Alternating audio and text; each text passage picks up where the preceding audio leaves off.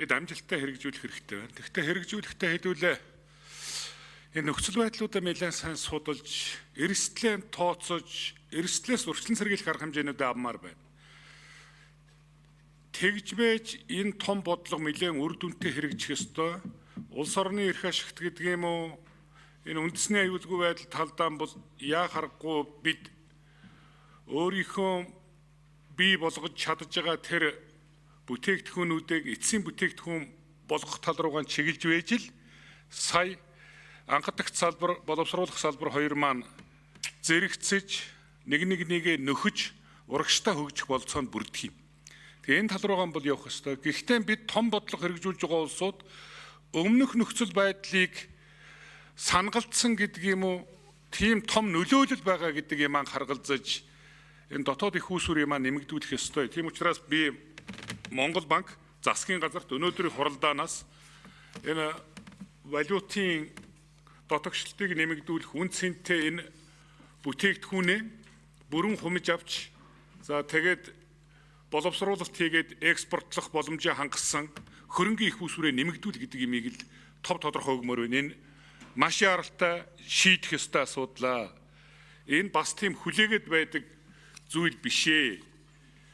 Ер нь бол яг нарийнда манай ноолуурыг угаалгаж аваад гаргаад өөрсдийнхөө эрх ашигын төлөө тодорхой боловсруулалт хийгээ гаргаад байсан улсууд өөрсдөө боловсруулалт хийгээд эхлэхээр зэрэг жоохон дургуйнд хүрээд энэ шийдлийг жоохон буруу ойлголт өгүүлэх гээд оролдоод байгаа юм байгаа юм билээ. Би бол тэгж хараад байгаа юм. Тийм учраас энэ лүгэн бид өөрсдөө онцгой анхаарч ажиллах ёстой.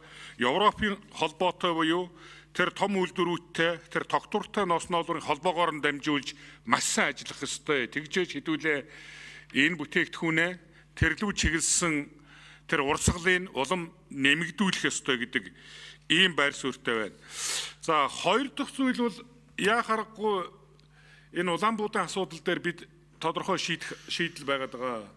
Тэр ноднон гурил тэжээлийн импортын гайлын татвар тэгэлцэнтэй холбогдоод тариалалт чинь 20 гаруй хувиар буугаад үйлдвэрлэл чинь бараг 30-аад хувиар буурсан ийм л дүр төрх байгаа. Энэ жил цаашаага нэлээ өргөжөөд явчихж мэднэ. Тийм учраас энүүнийг одоо хэдүүлэн засч явах ёстой. Засгийн газар албан ёсоор өргөн барьдсан юм билээ.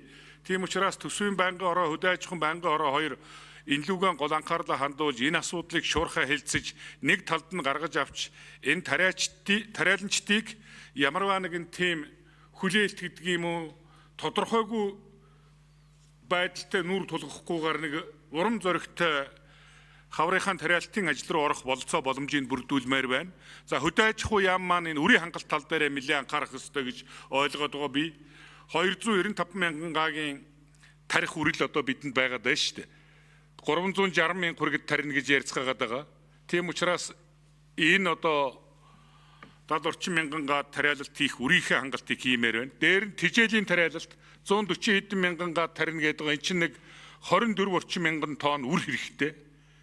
Тэгээ одоо бидэнд байгаа үрчин ер нь нэлээд бага л байгаад байна шүү дээ. Тэгээ хэдүүлээ энүүнийг яаж бүрэн нөхөх вэ гэдэг асуудал. Тийм учраас тэр ашиг таримлыг нэмэгдүүлэх асуудал бол бидний хамгийн гол зүйл.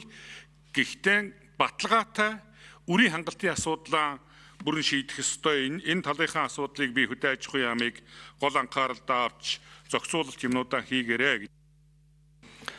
За замираг шүүхлээ.